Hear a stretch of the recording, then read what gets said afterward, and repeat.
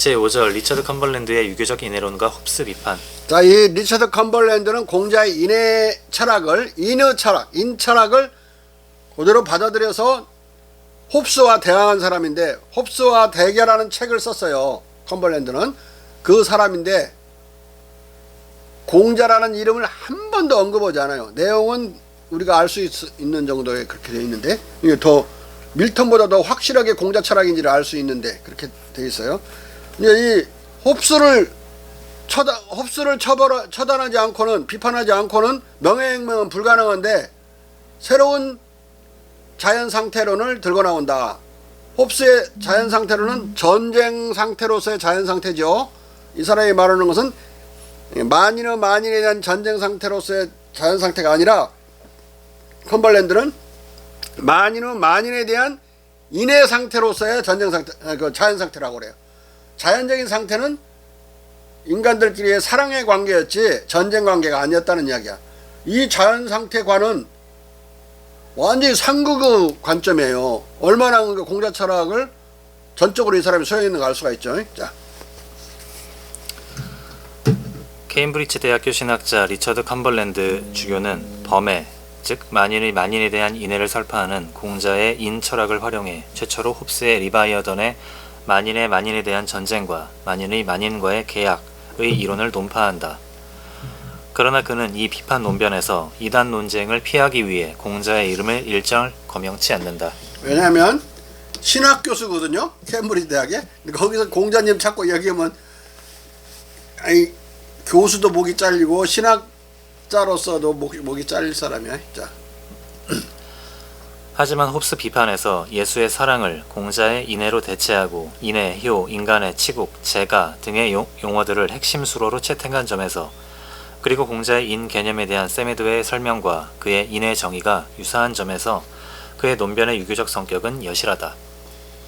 컴벌랜드가 자연법의 철학적 탐구를 집필할 당시에는 16세기 중반 이래의 이베리아, 이탈리아인들의 중국 보고서들, 그리고 퍼체스 그의 순례 여행, 트리고의 중국인들 사이에서의 기독교 포교, 세메도의 중국 제국기, 마르티니의 중국기, 슈피첼의 중국 문헌 해설, 키르어의 사파를 곁들인 중국 해설, 니오프의 네덜란드 연합주의 동인도 회사로부터 북경 또는 중국 황제에게 파견된 사절단은 말할 것도 없고, 심지어 인토르케타가 대학 논어를 번역한 중국의 지혜와 중용을 번역한 중국인들의 정치 도덕학 등 공자의 경전들도 이미 출판된 상황이었다.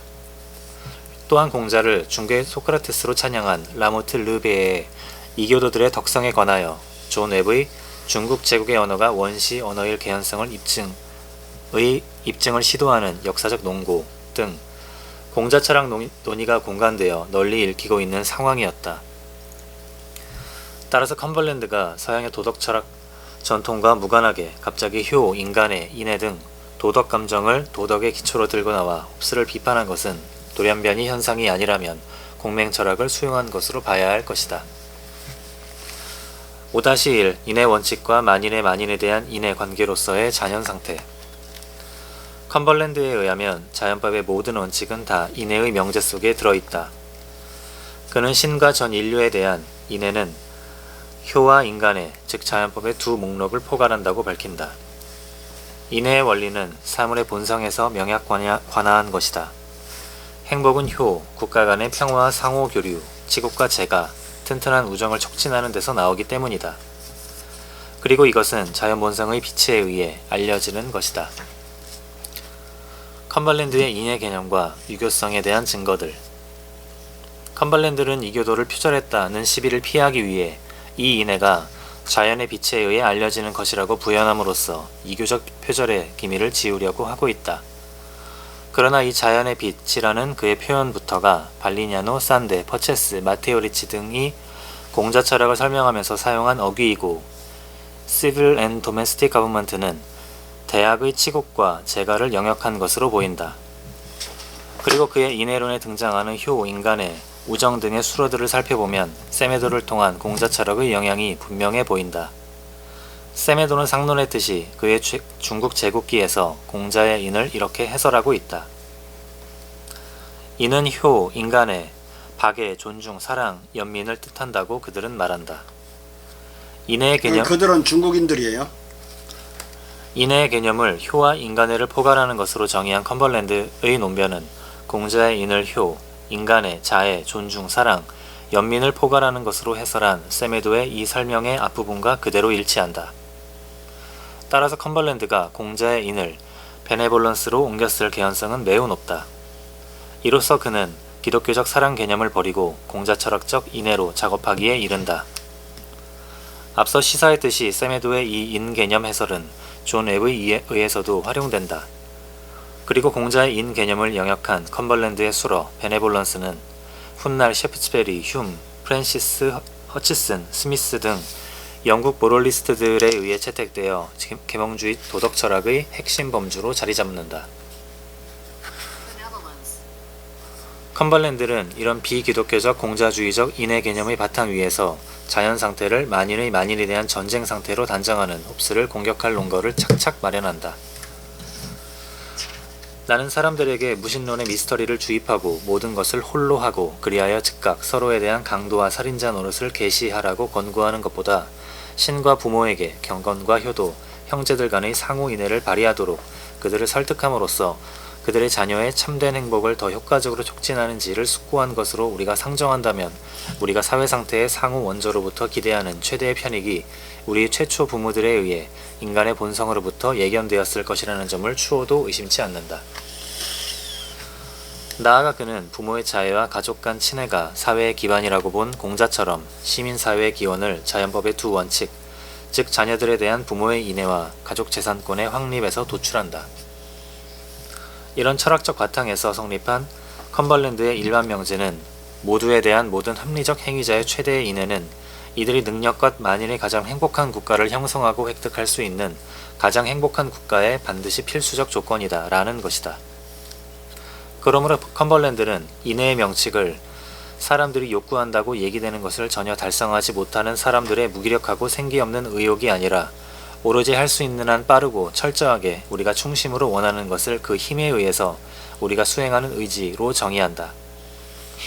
이 인애라는 단어는 신, 조국, 부모에 대한 경건, 충효의 명칭에 의해 특히 특징 지어지는 윗사람들에게 기분 좋은 것을 우리로 하여금 바라게 만드는 정감을 포괄한다.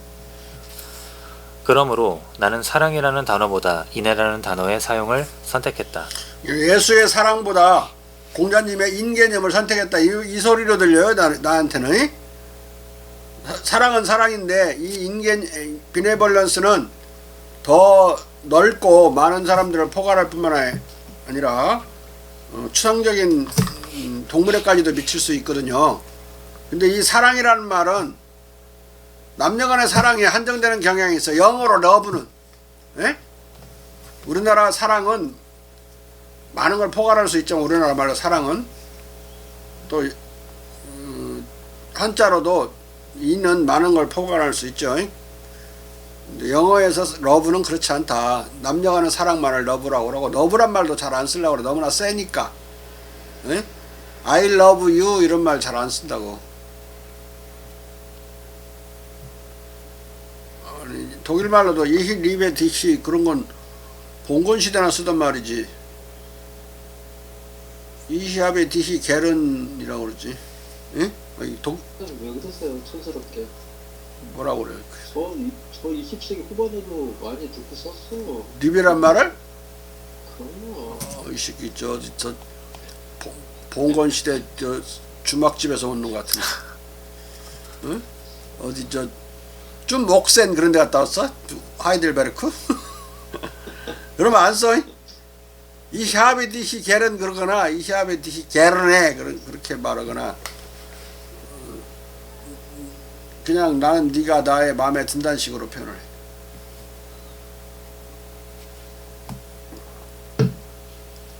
야. 왜냐하면 이 인애라는 단어는 그의 의미 구성에 의해 가장 일반적인 대상과 결합된 우리 의지의 행위를 내포하고 결코 사랑이라는 단어가 종종 그러는 것처럼 나쁜 의미로 쓰이지 않기 때문이다. 그리하여 컴벌랜드는 기독교적 상투어인 사랑이 아니라 공자주의적 풍미의 인애 개념을 모든 도덕적 행동을 포괄하는 도덕 철학의 중심 개념으로 설정한다. 참고로 맹자는 공자의 인 개념을 세 개로 분류했죠. 하나는 친친, 그래서 부모와 친척은 친해야 한다. 백성은 인한다. 인민이라고 써요. 그리고 동식물은, 생물은 애물한다. 그리고 그 애자는 사랑 애자인데 우리말로는 사랑했는데 뜻은 아낀다, 보호한다 이런 뜻이야. 세 개로 분류했다. 애물까지. 오늘 내가 아주 특별한 글을 하나 읽었는데, 동물을 해방하고 보호하는 그런 협회가 이제 세계적으로 이제 제일 처음에 나타나는 게 송나라 명나라 때의 중국이야. 이 맹자의 이 애물 사상에 기초해서. 그런데 이제 기본적으로는 중국의 이제 불교도들이 방생을 했는데, 그 방생을 유학자들은 공자 철학으로 번안을 해가지고 끝까지 공자 철학적으로 강론을 하고 그러는 글을 봤어요. 내가 왜 공자 철학 안에서 자연사랑 개념은 누락됐는가 그렇게 생각했는데 실제로 그러지 않더라고. 명나라 청나라에 동물방생협회나 동물보호협회가 많았어요. 에? 그게 불교만 관련된 게 아니라 공자를 정당화하면서 이런 애물과 관련된 거야. 그러니까 자, 만인의 만인에 대한 인해. 컴벌랜드는 정치 상황을 만인의 만인에 대한 전쟁 상태로서의 자연 상태와 만인의 만인과의 계약으로서의 사회 상태로 구분하는 홉스의 이원론을 배격한다. 그는 반대로 자연 상태와 사회 상태를 아우르는 만인의 만인에 대한 인해 라는 범해 상태를 주장하고, 이 범해가 지구상에서 가장 가치 있는 자산이고 가장 큰 영광 또는 안전장치라고 주장한다. 자, 이에 안보나 국가를 보호하는 안보나 또는 그 내부의 질서를 보호하는 치안 또는 공안은 국가에게만 필요한 게 아니에요. 아무리 작은 시족 사회에서도 그 안보와 공안은 반드시 필요하죠. 200명만 100명만 하러도 그런 치안과 질서와 치안 질서, 동시에 그 단체를 보호하는 방어 태세가 필요하다. 그러니까 국가의 고유한 업무가 아니고 안보나, 내가 여러 번 말하듯이 안보와 치안은 국가의 고유한 업무가 아니라 모든 공동체, 크고 작은 모든 공동체의 기본 업무다. 국가는 왜 만드느냐? 안보를 하기 위해서 만드는 거 아니에요. 그건 원래부터 그 인간이 모여 있으면 안보는 기본적으로 있어야 되는 거, 펀더멘탈한 것이죠. 국가가 성립했다 해서 특별히 더 안보가 필요한 건 아니에요. 국가가 성립하면 안보로서는 더 튼튼해지는 거지. 사람 수가 많아지니까. 특별히 안보가 강조될 필요는 없다, 국가가 있을 때. 근데 국가로 왜 모이느냐? 플라톤과 아리스토텔레스는 안보와 치안을 위해서 인간은 모여 있다고 그랬어요. 앞에서 여러 번 내가 얘기했죠. 근데 공명은 양민과 교민, 백성들을 먹여 살리고 백성들을 교육하기 위해서 모여 있다고. 국가로 모였다. 국가 형태로. 국가 형태가 아니면 먹여 살리기가 힘들어요. 불가능할 수도 있어요. 왜냐하면 자연재해나 천재지변 또는 이 봄, 여름의 어떤 시즈널 계절적인 차이로 인해서 봄에는 춘궁기를 못 견디고 사람들이 굶어 죽고 가을에는 넘쳐나 죽는 이런 상황을 국가적인 차원의 대규모 그런 곡물 창고와 그걸 적절히 조정하는 그러한 기능이 없이는 굶어 죽어버린다. 만약에 이게 자꾸 자그마하게 분열되어 있잖아요. 그러면 이쪽 동네 창고에서는 넘쳐나는데 그 동네와 동네가 적대관계라면 저쪽 굶어 죽어도 안 주죠. 굶어 죽으라고 더 안 줘. 가급적 넓을수록 나눠 먹기가 쉽단 말이에요. 뭐 적어도 단 하나 먹는 건 아니지만 굶어 죽느냐 사느냐 문제에 있어서는 나눠 먹을 수 있으려면은 가급적 큰 영역을 차지해야 되고 남는 지역을 갖다가 모자라는 지역에 줘야 되죠. 그 권위를 확보한 게 국가라고 봐야 돼요. 그 다음에 이게 배우는 문제는 돈이 없으면 못 배워요. 굶어 죽는 사람이 뭔 배우겠어요. 양민과 그래도 교민은 같이 붙어 있는데 가난한 사람을 돕기 위해서 계속 도와주기만 해도 어렵잖아요. 그냥 그 사람한테 도와주려면 농사 짓는 법을 가르쳐 주거나 물고기 잡는 법을 가르쳐 주라고 그런 말이 있죠. 물고기 잡은 물고기 대주고 뭐 자기들이 지은 농사 쌀 같은 거 곡물 대주다가 허패 빠지니까 낚시질을 가르쳐 주라고 그러듯이 교육을 시켜야 돼요. 스스로 먹고 살 수 있게. 그런데 작은 공동체에서는 교육을 못 시켜요. 그 자체 어려워. 이유는 아까 굶어 죽기 쉬운 게 그런 작은 공동체인데 무슨 교육을 시키겠어. 응? 그러니까 근근히 이 부족 단위 이하에서는 근근히 먹고 살고 근근히 어떤 지식을 획득하는데 거기서 머리가 특별히 좋은 사람이면 엄청 존중받아요. 뭐 시족 사이에서 시족장이 엄청 존경받잖아요. 자기 시족장한테 함부로 말했다고 막 백인을 죽여버리는 인디언도 있는데 응? 앞에서 설설 기라고 눈 깔아 막 그러다 거기서 눈 깔아 이렇게 위대하신 우리 시족장님을 함부로 부른다고. 그러니까 지혜로운 것이 엄청나게 높이 쳐지고 신적인 것으로까지 추앙돼 버려요. 지식이 보편화되어 있으면 그런 일은 없겠죠. 지식이 없으니까 또 많이 미신에 빠져들어서 미신으로 사람이 죽기도, 처녀도 갖다 바치고 그랬잖아요 옛날에. 그런 데서는 이 지식이 보편화되기 위해서는 빈곤 문제와 그 교육을 시킬 돈 문제가 같이 해결돼야 돼요. 교육은 노동을 하지 않아야만 교육을 받을 수가 있어요. 이게 원래 학교라는 게 스쿨이라는 말이 스콜레에서 히라보 스콜레에서 나왔다고 그랬죠. 한가라고 그랬어요. 한가로움이 있어야, 한가로움은 노동을 하지 않아야만 한가로움이 있고, 한가로움이 있어야, 한가로운데도 먹고 살 수 있어야 공부할 수 있는 거예요. 그러니까 이 교육을 받거나 공부를 한다는 것은 먹을 것이 있어야 되고, 먹을 것이 없으면 공부 못 하는 거예요. 최진이 알아듣겠어요? 먹고 사는 문제와 공부하는 문제는 바로 직결되어 있어요. 먹고 살지 못하는 자는 공부 못한다고. 1년간 공부한다면 1년간 안 먹고 공부할 수는 없잖아요. 누군가 대줘야 돼. 국가가 대주는 수밖에 없어요. 부모가 대주지 못하면 국가가 대줘야 된다. 부모가 대주라고 그러면 부모가 가난한 사람이 많은데 그걸 대주려면 국가가 있어야 돼. 부모가 못 대주면 국가라도 대줘야 된다. 우리 의무교육이 있는 거예요. 그래서 이 의무교육. 의무교육은 국가가 다 대줘야 된다. 지금 우리나라가 말로만 의무교육 고등학교까지 한다. 쉽지 않죠. 중학교까지는 지금 다 대주는데 고등학교 하려면 또 예산이 어마어마하게 필요하다고. 예? 의무교육 하려면 교과서도 다 공짜고 뭣도 다 공짜고 밥도 공짜고 막 그래야 되는데 점심 어려워요.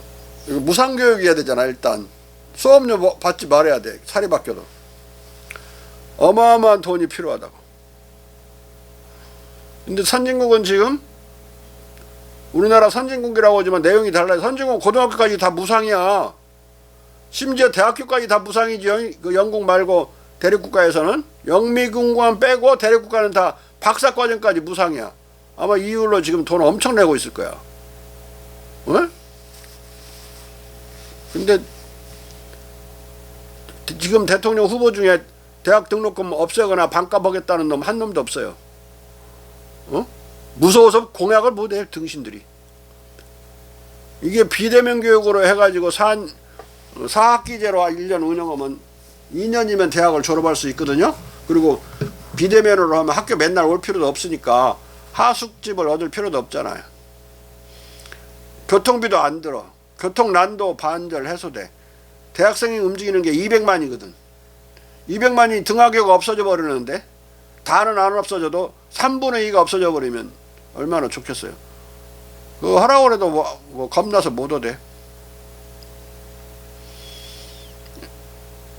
IT 최강국이라고 자랑만 하지 말고 실제로 벌어지고 있는 이런 거라도 법제화하면 법제화해서 비로소 하는 게 아니라 하고 있는 걸 법제화하면 될 것을 안 해요.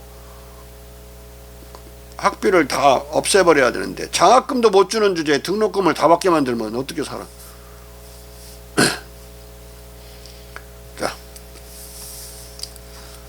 사람들이 인애하지 않고 남의 불행을 기뻐하는 악의를 가졌다면 사람들은 쉽사리 타인의 생명을 뺏어도 되기 때문이다.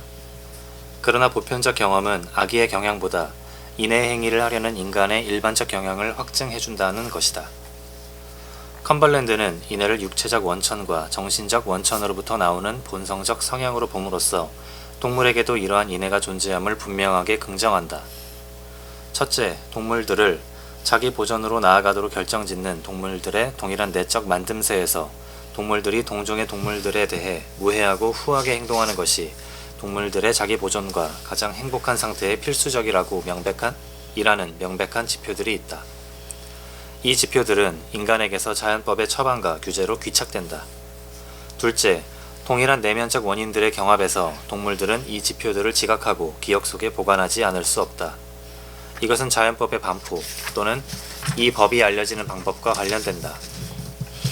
그러므로 인애에 대한 첫 지표는 인간이 타인과 동일한 종류의 동물이므로 유사한 방법으로 제한된 자기 보존의 욕망을 가진다는 것이다. 이 욕망은 같은 종류의 타인들에게 마찬가지로 자기를 보존하는 것을 허용하는 것과 아주 일관된 것이다. 또한 동물이 동종의 동물들에게 갖는 사랑은 깊은 정감이고 이 사랑의 발휘는 그러므로 모든 동물에게 공통된 자기애와 긴밀히 연결된 것이다. 동일한 것은 자기의 동종을 번식시키고 자기의 새끼를 기르려는 본성적 성향으로부터 증명된다. 그러므로 같은 종류의 동물들 간의 인애는 동물들의 전체적 만듦새로부터 증명된다.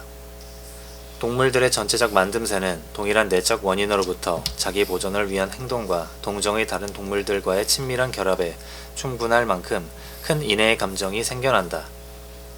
동종의 동물들 사이에서 인애는 이것들의 수많은 결핍들과 이 결핍들을 본성적 지원으로 경감시키려는 가장 그럴싸한 방법에 의해 강제 집행된다. 이런 논증으로서 리처드 컴벌랜드 신부는 동물의 다음과 같은 점을 다 논증한 셈이다. 동물들의 판단에서도 필요하지 않은 물건들의 풍요를 얻기 위해 영구적 전쟁의 위험에 그들 자신을 노출시키는 것보다 모든 개체의 생존에 필요한 모든 것이 풍부한 곳에서 기회가 제공하는 만큼 친화적으로 사물들의 이용에 참여해 현재 필요한 것만을 취하는 것이 더 낫다는 것은 개연적이다. 그러나 이러한 부류의 사물들과 상호 서비스들을 허용하고 이것들을 만들어진 뒤에 보존하려는 의지 속에는 개개 동물의 종의 공동선이 마련되는 모든 행동의 총화가 들어있다. 그러므로 짐승들 자체도 어느 정도로 그들 자신의 보존과 그들 종의 공동선에 기여하는 행동 간의 연결을 느끼고 이런 이유에서 서로에 대해 인외적으로 행동하는 것이다. 잠깐만, 이거 없애려면 어떡해? 인간과 동물을 동등한 도덕 차원에 두고 동물의 인애를 논하는 컴벌랜드의 이 놀라운 논거는 훗날 로크나 휴맥에 일정한 영향을 미친다. 동물의 인애를 논하는 것은 인간의 보편적 인애를 논하는 것에서 일체의 논란을 제거하는 데 탁월한 메타 논의의 역할을 해준다.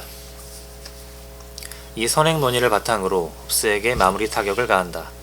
메타 논의는 그 어떤 논리가 있으면 그 논리 이전에 있는 논의, 뒷받침이 될 수 있는 논의를 메타 논의라고 그래요. 자, 홉스는 리바이어던에서 동물들은 인간과 달리 이성의 사용 능력이 없어서 그들의 공동 업무의 관리에서의 어떤 잘못도 보지 못하거나 본다고 생각하지 않는 반면 인간들 간에는 이성 능력 때문에 사태가 달라져 전쟁이 유래한다고 말한다. 이것에 대해 컴벌랜드는 다음과 같이 대꾸한다. 이 이성은 인간들이 공적 통치 근데 말이야, 이 이성 때문에 전쟁이 나는 것처럼 말하면서 또 이성 때문에 전쟁을 탈출하는 계약을 맺는단 말을 해요. 계약을 맺게 되는 이유는 홉스가 두 가지인데, 하나는 공포, 서로가 서로를 죽을지 모른다는 공포와 라는 감정과, 다른 하나는 이성을 인간이 가지기 때문에 계약문을 쓰고 계약을 읽을 수 있고 약속할 수 있다고 하는 그 이성을 두 개가 합쳐져 갖고 계약이 나온다고 봐요. 이성의 역할이 두 개지. 하나는 전쟁의 원인이고 다른 하나는 계약의 원인이야, 반절 원인이야. 이 앞뒤도 안 맞는 소리를 막 써는 거예요. 자, 이 이성은 인간들이 공적 통치 아래로 들어가지 않더라도 서로 평화롭게 사는 것을 방해할 아무것도 제기하지 않는다. 이 경우에 인간들의 보편적 인애의 본성적 성향과 온갖 자연법은 여기서 상치된 것으로 공언된 그 어떤 것에도 불구하고 발휘될 것이다. 이것은 계약에 의한 정부 수립 여부와 무관하게 인간들이 다른 동물들처럼 본성적 애심만으로도 인내심. 인애심만으로도 서로 연대적 사회를 이루고 평화롭게 살았고 인간의 이성은 이것을 돕지 않을지 모르지만 적어도 결코 방해하지는 않는다는 말이다. 인애를 우선하면은 이성은 인애가 발휘되는 것을 도와주는 경향이 많아요. 방해하는 경우는 많지 않다. 거의 없다고 봐야 돼요. 근데 이성을 중심에 놓으면 사람 엄청 죽인다고 그랬죠. 이성적인 인간이야말로 가장 냉혹한 인간이고 가차없이 죽일 수 있는 사이코패스 나올 수 있는 이야기예요. 그러니까 16세기 17세기 그런 시대는 집단적 사이코패스 시대였던 것 같아요. 맨 이성팔이만 하고 있으니까. 나중에 이제 이데올로기 시대의 이성은 본성이 드러나 버리죠. 신의 자리를 꿰차버렸으니까 이성이 신의 자리로 가버린 거예요. 인간의 오만이 극에 달하는 거예요. 근데 그 경향은 그리스 시대부터 있었다. 플라톤과 아리스토텔레스는 인간의 이성적인 부분, 인간의 영혼이 여러 부분이 있는데 감성적인 부분, 이성적인 부분이 있고 또 이성적인 것 안에서는 신적인 이성적인 부분이 있고 계산하는 그런 의미의 지성이라고 번역할 수 있는 하급 이성이 있어요. 상급 이성은 신과 같다고 그랬거든요. 신의 이성과. 근데 신과 인간의 차이는 신은 감성이나 이런 게 없어. 순수한 이성으로만 되어 있는데 인간은 감성에 테인트된, 오염된, 뒤섞인 이성이야.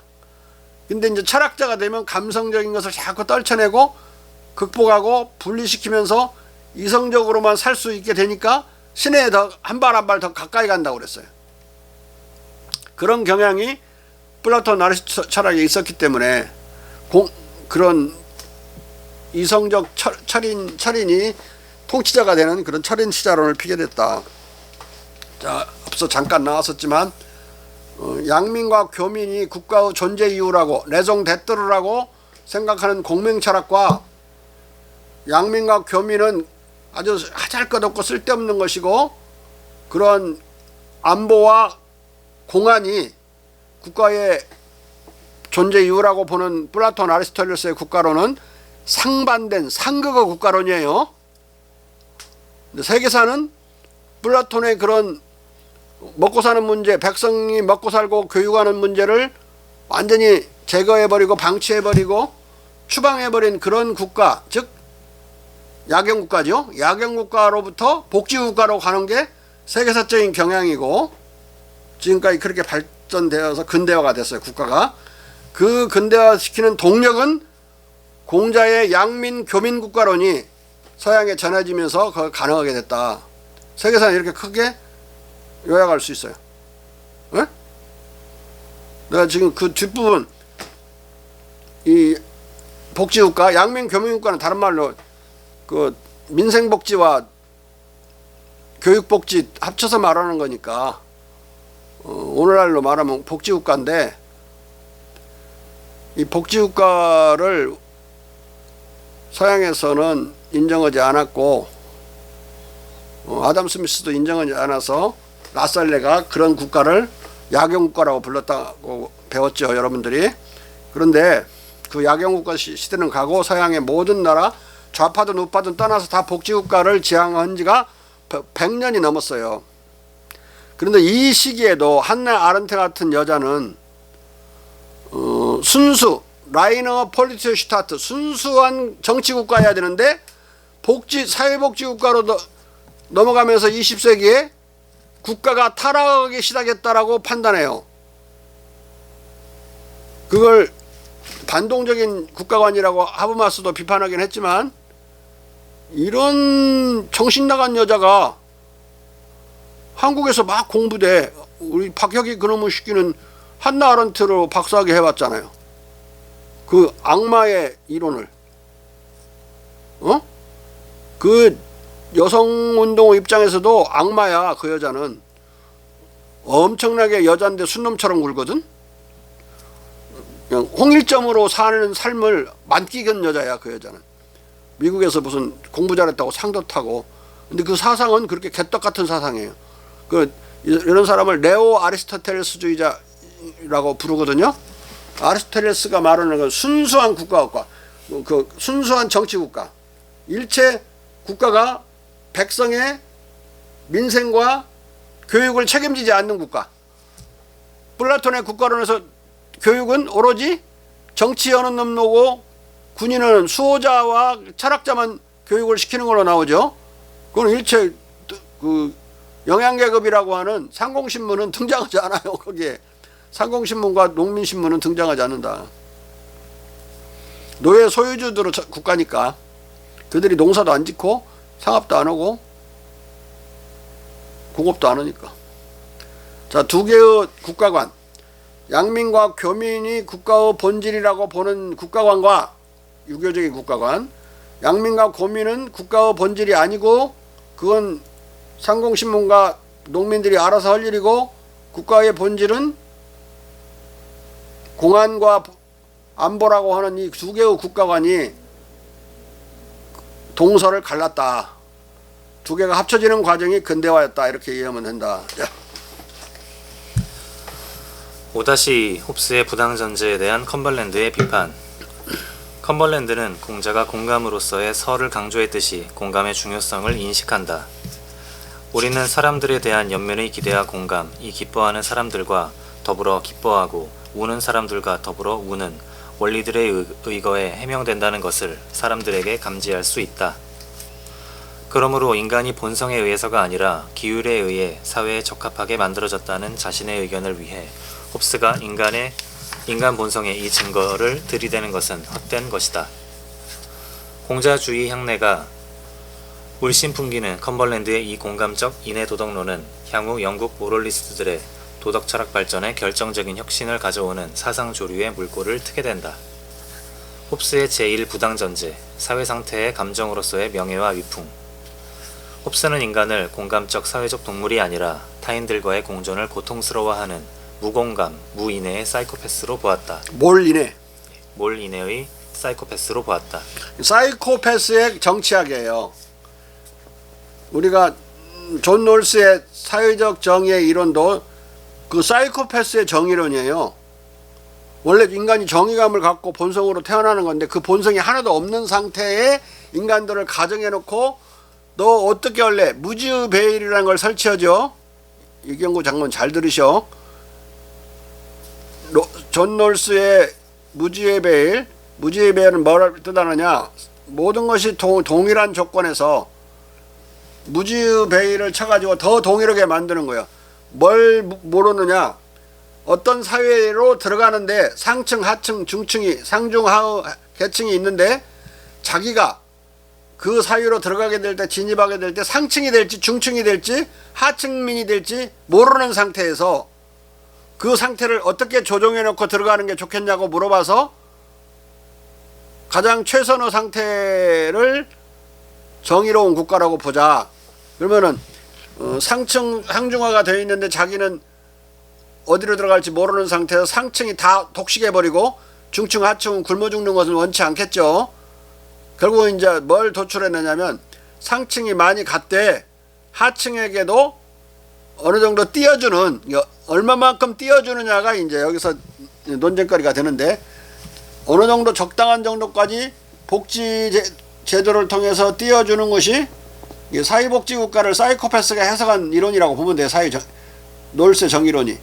띄워주는 것이 정의롭다. 어느 정도는 띄워주는 것이 정의롭다. 만약에 자기가 상층이라면 그러지 않겠지만은 상층에 속할지 중층에 속할지 하층에 속할지 모르는 상태라면 만인이 그렇게 좀 띄워주는 상중하의 어떤 약간의 균형을 향한 밸런싱한 사회를 정의롭다고 하고 그걸 선택할 것이다. 이 이론이 존 롤스의 정의 이론이에요. 정의론이야. 아주 레셔널하다고 그래갖고 뭐 개떡처럼 좋아하고 하버드대 교수인데 무슨 그런 돌대가리 같은 것들이 하버드대를 차지하고 있는지 모르겠어요. 자, 여기서 인간의 감정이 인간이 아벤처리즘 그 모험성 나는 상중하가 있고 하나도 안 띄워주는 상층이 하층에게 하나도 안 띄워주는 사이가 좋아. 나는 어떤 것이든지 내 모험심을 발휘해서 상층으로 갈 거야 라고 주장하는 그런 자들도 많아요. 인간들 안에는 아주 모험심이 있는 용감한 자들이 많아. 그런 것들을 싹 도려내버리고 남는 사이코패스죠. 사이코패스만 남은 상황에서 이 선택되는 정의론이라고. 또 뿐만 아니라 인간은 사랑도 가지고 있고 남에게 희생하려는 정신도 있고 그런 상태 그걸 싹 도려내버리고 없는 것처럼 하는 정의론이니까 웃기는 거다 이 말이 내 말. 실제로 존 롤스는 그러한 식의 정의만이 최고고 남을 위해서 희생할 수 있는 인의 사랑의 정신은 제2의 정신 그 도덕으로 추방하자 제안을 해요. 근데 내가 주장하는 것은 정의는 제2의 도덕이고 제1의 도덕이 사랑해야 된다고 주장하는 거예요. 공자와 같은 생각이라고. 인이 도덕이야. 인이 먼저고 정의는 다음이라고. 근데 거기는 아예 인은 없애버리고 그건 종교나 이런 데 추방해버리고 국가는 정의만을 따져야 한다. 이따위 식의 국가론을 정의국가를 세우고 있는 거예요. 예? 칼막스도 휴머니즘이라고 하니까 공산주의 가서는 다 필요한 대로 나눠먹자고 그랬으니까 사랑의 원리를 잊어버리지는 않았지만 사회주의 사회에서는 일한 대로 먹고 공산주의가에서는 먹고 싶은 대로 먹는 거니까 사랑의 원리에 따라 사는 국가는 저 멀리 공산주의 사회로 추방해버렸지. 멀리. 대부분 이렇게 존 널스 같은 자들은 이렇게 사랑의 원리로 사람이 살아가는 것은 아예 국가 원리에서 빼버리고 그냥 교회나 사회단체가 하는 자선 활동을 하는 단체나 하는 원리로 추방해버리고 국가 원리는 정의만 따지면 된다는 거예요. 완전히 순놈들이 어느 소리만 하고 있는 거예요. 네? 그런 정의론과 정의도덕론에 대해서 이 진리건이라고 하는 여자 철학자는 그건 정의만을 제일로 치는 도덕이론은 수커트로 이론이다. 그건 남성적 이론이라고 그랬어요. 우리 여성적 이론은 케어, 보살핌을 중심에 두는, 다른 말로 인을 중심에 두는 철학은 여성적인 것이라고 강력한 반론을 펴요. 그리고 엄청나게 이 페미니스트들로 호응을 얻었고 세계적으로도 많이 그 논문을 읽혔고 좀 확장해서 나중에 책으로도 내죠.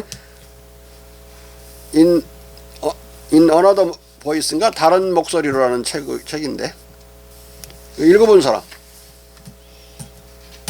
율로 읽어봤어? 김종욱 박사만 읽었나? 둘 읽었고 우리 최문영 박사 읽었어요? 안 읽었지? 두 사람 읽었네. 나까지 해서 세 사람. 세계에 난리가 나도 안 읽어.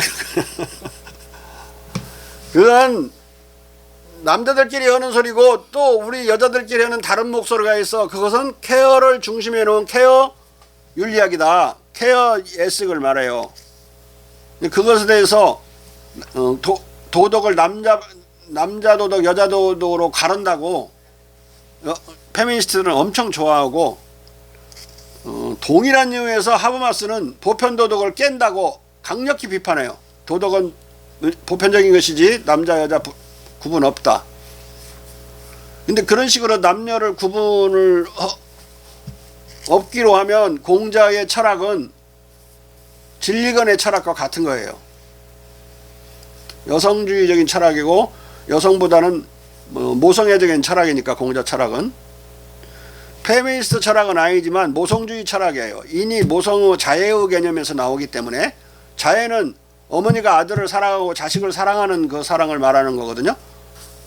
아버지한테도 자애로워야 된다고 그런다고 그랬죠. 계속 어머니는 자애로워야 된다는 구절은 공자 경전에 한 구절도 없어요. 남의 아비가 인부, 남의 아비가 되어서는 지어 자에 살고. 그러니까 남자나 아버지는 자애로워야 된다는 이야기야. 어머니처럼. 어머니는 좀 덜 자애로워도 돼. 너무 자애로워서 자식들을 버리는 경우가 많아서 너무 사랑한 나머지. 근데 아빠들은 좀 싸가지가 없잖아요. 좀 더 엄마와 닮아가야 된다고. 그게 이제 공자 철학이야. 굳이 그러니까 어느 쪽에서 비교적 옳으냐라고 공자 보고 물어본다면 진리건이 more right라고 말할 거예요.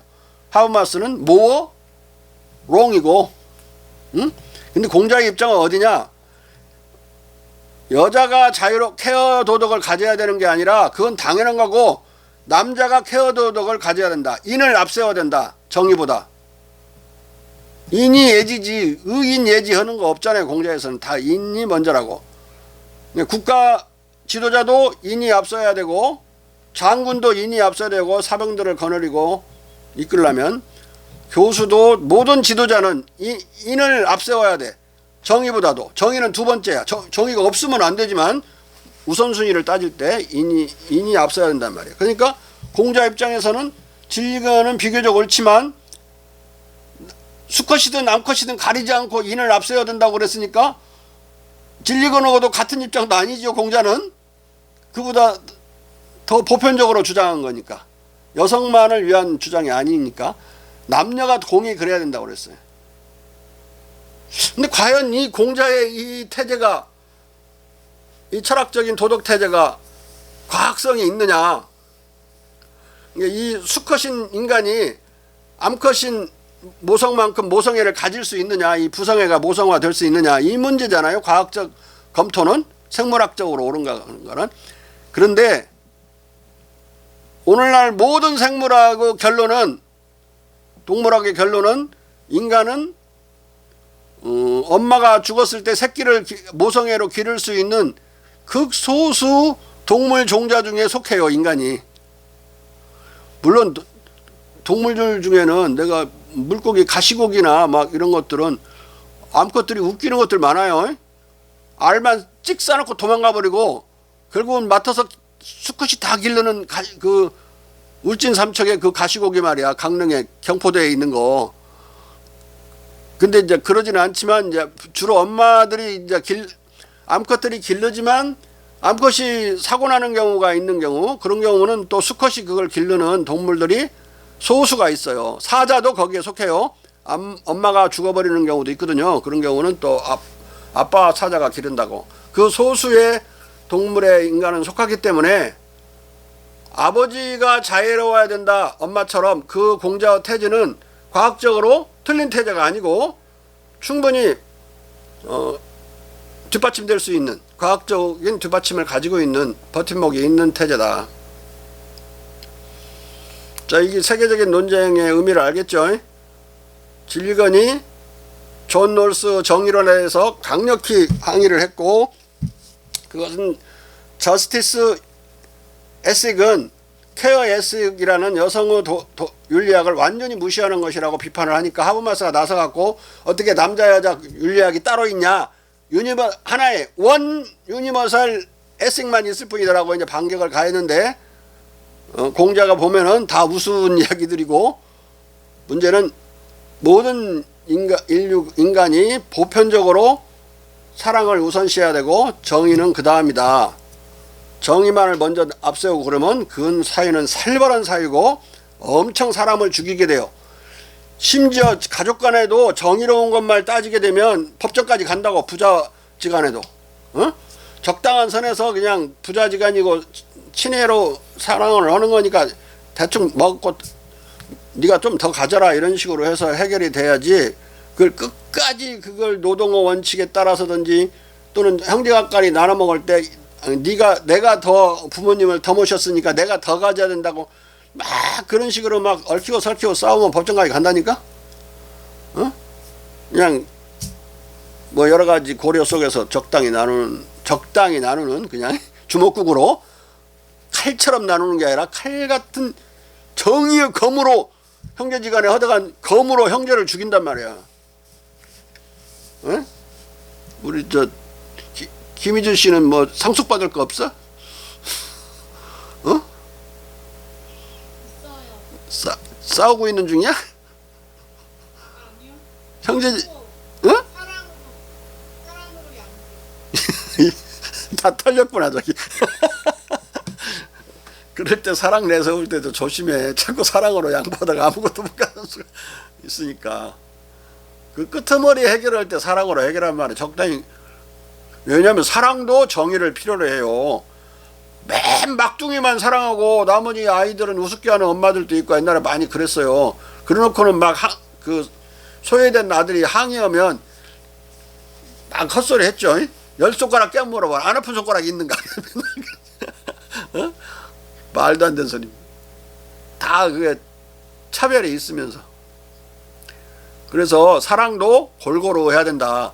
사랑도 정의로, 사랑 자체도 정의를 필요로 하기 때문에 인과 정의는 같이 다녀야 돼요. 그렇지만은 그래도 우선순위는 사랑보다 정의가 앞서야 된다.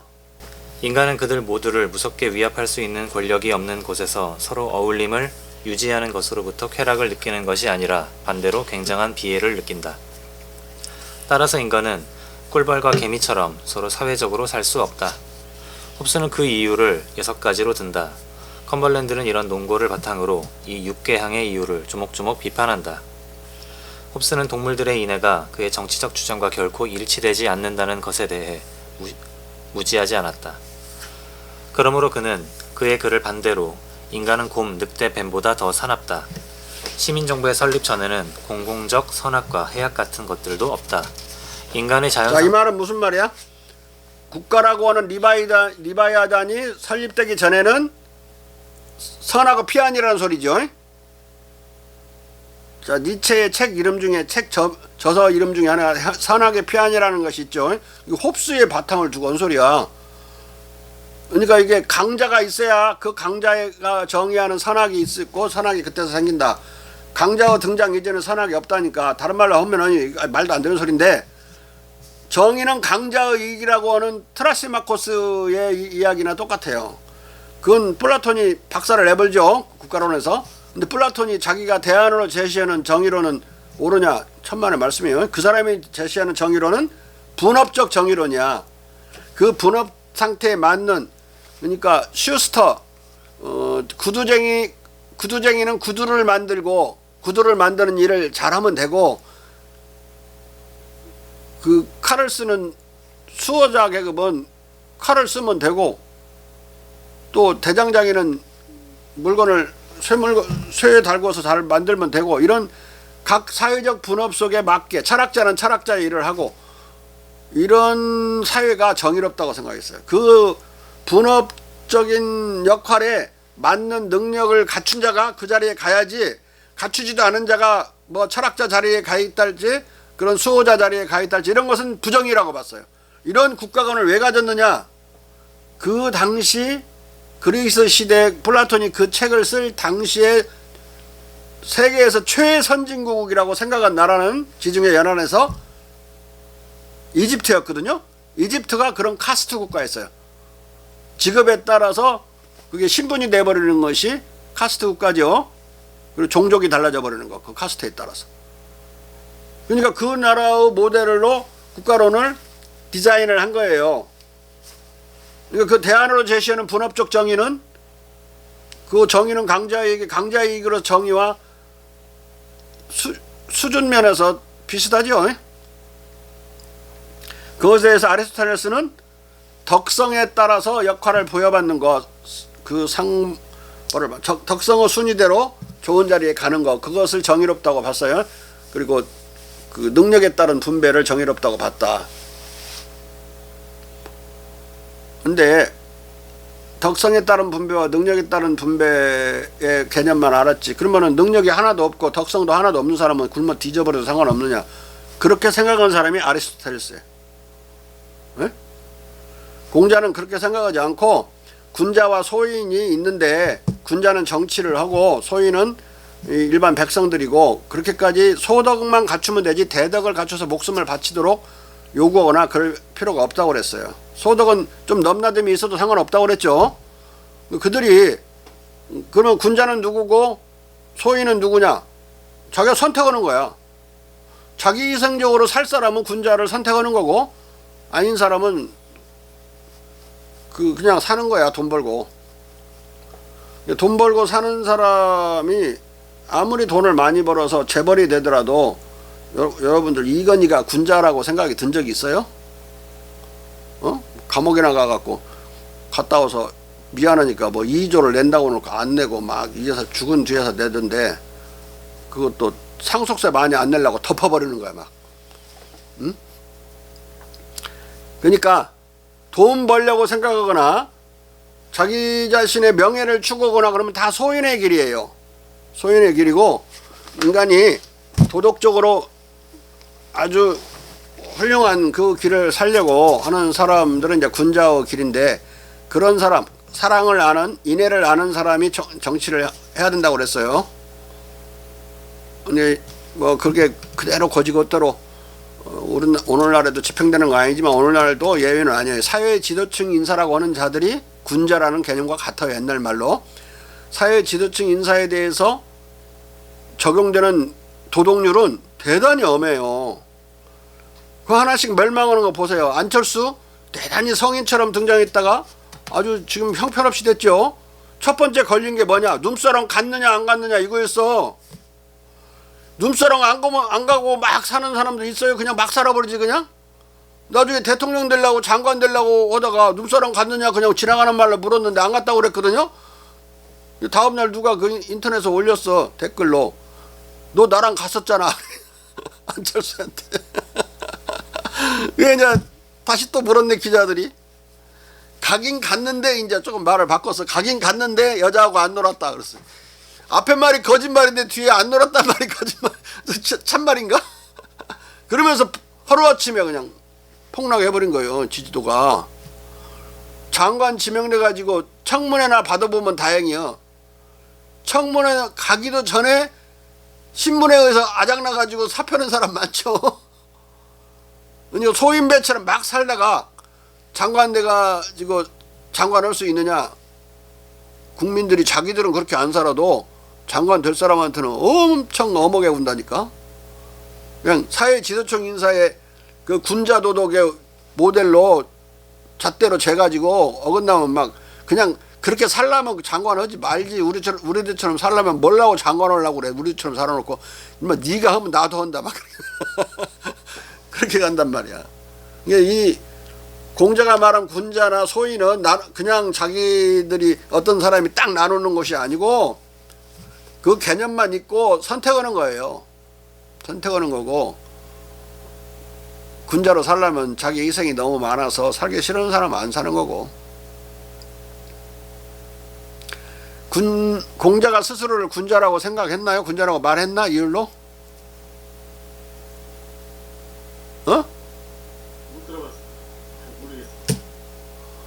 군자는 공자는 군자가 아니라고 그랬어요. 자기 제자 아내는 군자일 수 있겠다. 아내는 중용을 석 달도 지킨다고 그랬어. 자기는 3일이나 지킬까? 늘 군자가 못 된다고 생각한 겸손한 사람이었고 그만큼 군자는 아이디얼라이즈 된 인간의 표상이기 때문에 실존한다고 볼 수 없고 끊임없이 사람들어 추구 그런 대덕을 추구하는 사람들로만 실제하는 거고 개념적으로는 실제하지 않는다고 봐야 되겠죠. 네? 그 불교에서 말하는 성불이나 똑같은 거야. 부처님이 맨날 사천년대에 왔다 가시고 지금까지 안 왔으니까 계속 인간이 추구만 하는 것이지 그게 막 널려 있는 거 아니란 말이야. 잡초처럼. 그런 기준으로 물론 그런 사람만 장관하고 그런다는 소리 아니야. 대충 맞으면 그냥 통과시키는데 기본이 안 된 놈들은 걸리면 아예 그 청문회도 못 가서 무너져 버리고 청문회 가서 패가 망신해 버리고 통과해도 거의 아작 나가지고 반신불수로 통과되는 경우 많죠. 아 그거 안 했으면 괜찮게 살았을 판인데 괜히 그거 한다고 거기 올려놨다가 자 인간의 자연 상태는 만인이 만인에 대한 전쟁 상태다. 그러므로 인간들 간에는 이러한 선의 지식이나 욕망도 없다. 는 등 암시들로 가득 채운다. 그러나 홉스는 꿀벌과 개미 같은 산 피조물들은 서로 사회적으로 산다고 그 자신에게 반론도 제기한다. 그리고 그는 인간들이 사회적으로 어울려 사는 것을 방해하는 6가지 이유를 열거한다. 홉스는 그 첫째 이유를 말한다. 첫째, 인간들은 지속적으로 명예와 유풍을 위한 경쟁에 처해 있는데 저 피조물들은 이런 류의 경쟁을 모른다는 것이다. 저 금방 말한 저 피조물들 꿀벌과 개미들은 이걸 모른다. 위풍으로 싸우지 않는다. 이게 높은 자리 차지하려고. 자 필연적 귀결로서 인간들 사이에서는 이런 근거로 질시와 증오, 결국 전쟁이 일어난다. 그러나 저 피조물들, 꿀벌과 개미 사이에서는 그렇지 않다. 명예와 이풍은 사회 상태에서야 비로소 나타나는 감정 개념인데 홉스는 이것들을 자연 상태에서 부당하게 전제하고 있다. 컴벌랜드는 바로 이 점을 꼬집는다. 다투어 얻으려는 목적인 시민적 영예는 자연 상태에서 또는 인간들 간의 시민 정부가 설립되기 전에 들어설 자리가 없고 그러므로 인간들은 현재의 물음이 관계하는 자연 상태에서 야수적 동물보다 더 많이 영예를 둘러싸고 다툴 수 없다. 영예란 남이 알아주는 거잖아요. 남 알아주는 레피테이션 평판이란 말이에요. 평판 남들이 있어야 되잖아. 그러면 자기들하고 친한 사람들이 공동체처럼 있어야 영예는 논할 수 있는 거기 때문에 이 부당전제의 오류를 범하고 있는 거예요. 홉스가 그걸 예리하게 지금 딱 찍어내고 있어요. 자, 그 다음 시민 상태로부터 얻어질 수 있는 그런 영예의 참된 영광은 키케로의 정의에 의하면 선한 사람들의 경합적 칭찬과 탁월한 덕성의 참된 판단을 형성하는 사람들의 정직한 목소리다. 그러나 공동선의 추구는 모든 덕목을 포괄하고 오로지 여기로부터만 선한 사람들의 칭찬이 구해지는 것이다. 전쟁, 그것도 만인에 대한 전쟁은 이러한 영예에 대한 욕구의 결과인 것과 거리가 멀다. 반대로 인간은 영예의 이 동기에 의해 자극되어 홉스 자신이 공동평화의 필수적 수단이라고 자백하는 모든 덕목을 발휘하게 된다. 오히려 영예는 도덕적인 영예가 있을 수 있어서 도덕적이라는 인품의 명성을 얻기 위해서 오히려 더 도덕적이게 만들 수는 있어도 이 전쟁의 원인으로 그걸 끌어가 버리는 말도 안 된다 이거죠.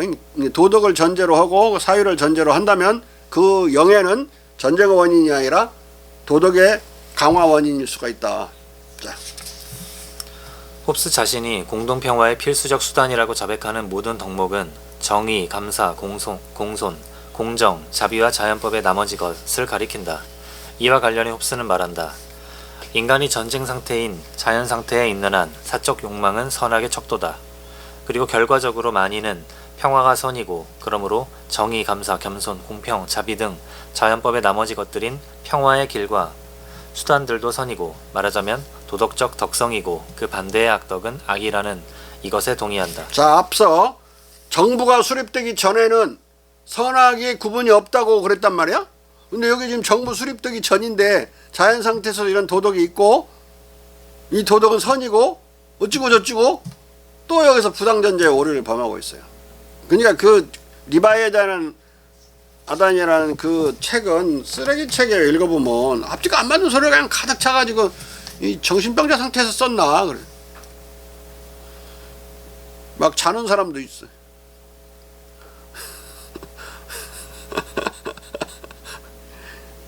자백하시오 자는 사람. 자, 컴벌랜드는 홉스처럼 영예를 이기적으로 해석한 것이 아니라 사회적 산물로 해석함으로써 평화의 수단이자 평화의 길인 정의, 감사, 공손, 공정, 자비 등의 도덕감정과 도덕성이 이 영예심에 의해 오히려 고양될 것으로 그리하여 인간의 영예심을 평화의 촉매로 보고 홉스를 근본적으로 비판하고 있다. 영예가 전쟁의 원인이라고 하는 말을 일단 첫 번째 논리를 뭘로 까느냐. 영예가 있으려면 이미 사회가 전제되어 있어야 되고 너는 지금 부당전제의 오류를 거기서 한번 범했는데 사회가 전제된다면 사람들이 명성을 생각해주고 그러기 때문에 가장 명성을 얻기 쉬운 게 뭐요? 도덕적인 인간이죠. 이런 감사하고 어쩌고 저쩌고를 잘하는 그런 방향으로 사람들은 촉진되게 된다. 그쪽으로 행동하도록 그쪽으로 나아가도록. 그러니까 영예는 이런 사회 상태가 전제가 된다면 도덕을 강화시키는 촉매대가 되어버리는 거죠. 오히려 두 번째 마지막 이 논변으로 작사를 내는 거죠. 자, 홉스의 제2 부당전제, 자연 상태에서의 공동선적 도덕 규범의 인정. 홉스는 인간이 사회적 동물이 아닌 두 번째 이유를 말한다. 둘째, 이 피조물들, 꿀벌, 개미 사이에서는 공동선이 사적 선과 다르지 않고 본성에 의해 사적 선으로 기울어도 이를 통해 공동 이익을 조성한다. 그러나 인간은 즐거움이 다른 사람들과 자신을 비교하는 데 있기 때문에 탁월한 것 외에 어떤 것도 즐기지 않는다. 자, 인간은 이기적이기도 하고 이타적이기도 해요. 이 두 가지 측면이 다 있고 다 있지 않으면 안 돼요. 인간은. 근데 인간이 어떤 효율성을 위해서 이기적으로만 살러도 되는 공간을 하나 만들었는데 그 공간이 시장이라는 공간이에요. 예? 시장에서는 자기 자신의 이익을 위해서, 영리 추구를 위해서 최선을 다하는 거. 그런데 그 시장 원리를 우리가 긍정할 수밖에 없는 것은 그 시장이 그러한 영리 추구를 위한 경쟁 속에서 최선의 질 좋은 제품을 만들고 가장 싼 상품을 선택할 수 있게 만들어 주거든요. 그리고 결국은 사회의 목적은, 생산의 목적은 뭐예요? 공동 목적은 최선의 제품을 만드는 거고, 질 좋은. 두 번째는 가장 저렴한 제품을 만들어야 되죠. 그래야 대중 참여 경제가 만들어지는 거라고 김대중 대통령이 옛날 말하던, 물건이 싸야 일반 대중들도 샀을 수 있기 때문에 대중이 참여할 수 있어요. 그리고 고급품은 비싸고 싼 것은 다 불량품이다. 그러면 고급 제품에 대해서 일반 백성은 참여할 수 없죠. 그리고 대중 배제 경제가 되는데 시장 경제가 되면은 그렇지 않다라고 김대중 씨는 맨날 주장했어요. 시장 경제가 되면 품질 좋은 제품이 일반화된단 말이에요. 응? 근데 재벌들에게 특혜를 주어서 하면 재벌들이 강매해버리죠. 불량품을. 심지어는 어느 때 우리가 많이 살았어요. 미국으로 수출하는 그 소나타가 훨씬 좋아. 우리나라에서 사는 소나타보다. 국내 소비자는 국내에서 산다는 한국인이라는 이유로 나쁜 차, 불량차를 강매당하고, 미국에서는 좋은 차 소나타를 미국에는 팔고 반값에. 그래서 내 후배 교수들, 지금 우리 과에 있는 교수들은 소나타를 미국에서 사갖고 들어왔어. 귀국할 때. 가격은 반값에 제품은 질이 2배나 좋단 말이야. 지금은 그런 강매 구조가 없어졌지만 그 억울한 세월을 한 30년 살았어요. 30년 우리가. DJ 때 없어져 갖고 20년은 이제 또 그러지 않은 세월을 지금 살고 있는데, 국내 제품이나 미국에 나가는 우리 현대차나 지금은 거의 같아요. 뭐 한 90% 같다고 봐야 돼. 100%란 내가 말 안 했어요. 지금도 수출을 하기 위해서 조금 나아요. 그래도 미국계. 근데 그것을 조금 나은 걸 얻기 위해서 미국에서 그랜저 사갖고 들어오는 사람 없을까 아마. 응? 가격도 뭐 그렇게 안 싸요. 미국에서도. 자, 이에 대해 컴벌랜드는 다음과 같이 비판한다. 나는 홉스가 시민사회 바깥에서도 공공선이나 공공선 같은 것이 존재한다는 것, 그리고 짐승들도 실제로 그것을 추구한다는 것을 부지불식간에 인정한 것에 대해 홉스에게 감사한다. 그는 다른 곳에서 반대의 것을 긍정하고 있다. 나의 의견은 공공선의 지식이 그 친화적 본성에서처럼 평화와 덕성 그리고 사적 선의 가장 강력한 안전보장을 인간에게 내키게 한다는 것이다.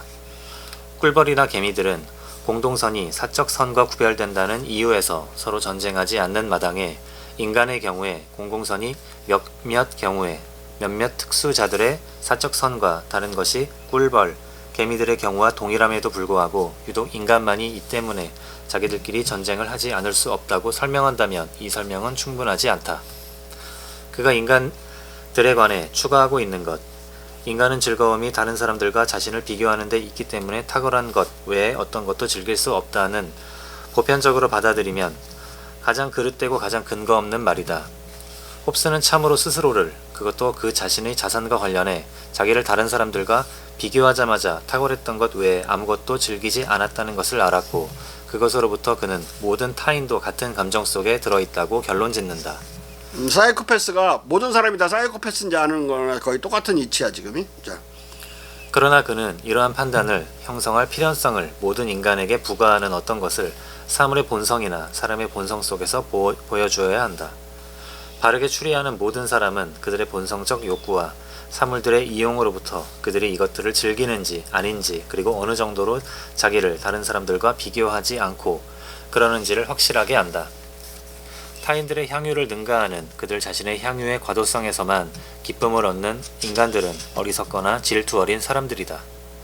그러나 홉스가 이런 사람들에게만 국한해서 자기의 주장을 이해되게 만들려고 한다면 그는 만인에 대한 보편적 전쟁의 충분한 원인이 아니라 단지 어리석고 질투심 많은 자들에 의해 일어나는 어떤 우연적 다툼의 충분한 원인들만을 들고 있을 뿐이다. 논변이 아주 훌륭하죠. 그런 경우도 인정해 주지만 그런 건 소수인데 거기다 대고 그들을 근거로 해가지고 뭐 어찌고 하려고 한다면 그들의 싸움의 원리는 설명해서도 인간하고 보편적인 전쟁의 원리라고 네가 주장하는 건 설명하지 못한 것이다 이 말이에요. 자. 그런데 보다 지혜로운 사람들의 이성이나 힘은 이들을 쉽사리 만인을 해치지 못하게 억제할 수 있다. 컴벌랜드는 사회 계약에 의해 수립된 시민사회 안에서야 거론할 수 있는 공동선을 사회계약 이전의 자연상태, 시민사회 바깥에서 운이하고 꿀벌, 개미들에게까지도 공동선을 적용하는 홉스의 자가당착을 지적하고 인간은 즐거움이 다른 사람들과 자신을 비교하는 데 있기 때문에 탁월한 것 외에 어떤 것도 즐길 수 없다는 식의 냉소적 인간관을 공박하면서 홉스 자신을 어리석고 질투심 많은 이런 냉소적 인간으로 폭로하고 있다. 홉스는 부지불식간에 자연상태에서도 공동선적, 인애, 정의, 신의 등의 도덕규범이 존재함을 인정함으로써 인애도 정의도 신의도 없는 자신의 전쟁상태로서의 자연상태 개념을 파괴해버리고 있다. 홉스의 비일관적 이성 개념, 불화 원인이자 전쟁 탈피 능력으로서의 이성. 앞에서 지금 전쟁의 원인이었죠. 이성이. 여기서 또 아까 내가 한번 말했듯이 또 공포와 이성은 전쟁 상태를 탈피하는 또 능력이라고 또 썼기 때문에 이중적으로 쓰고 있어요. 자. 홉스는 이성을 평화의 본질 구성적 요소라고 말한다. 즉 그는 전쟁 상태로부터 빠져나올 수 있는 가능성을 죽음에 대한 공포와 삶에 대한 욕구, 그리고 이를 향한 희망의 감정들과 이성에 있다고 말한다. 죽음의 공포, 편리한 생계에 필요한 것들에 대한 욕구, 그리고 근면에 의해 이것들을 획득하리라는 희망은 인간들을 평화로 유도하고 이성은 인간들을 합의해로 이끌 수 있는 편리한 평화 조항들을 제시해준다는 것이다. 여기서 분명히 그는 이성을 평화의 안내자로 격상시키고 있다. 자, 오늘은 여기까지 합시다. 피곤하니까.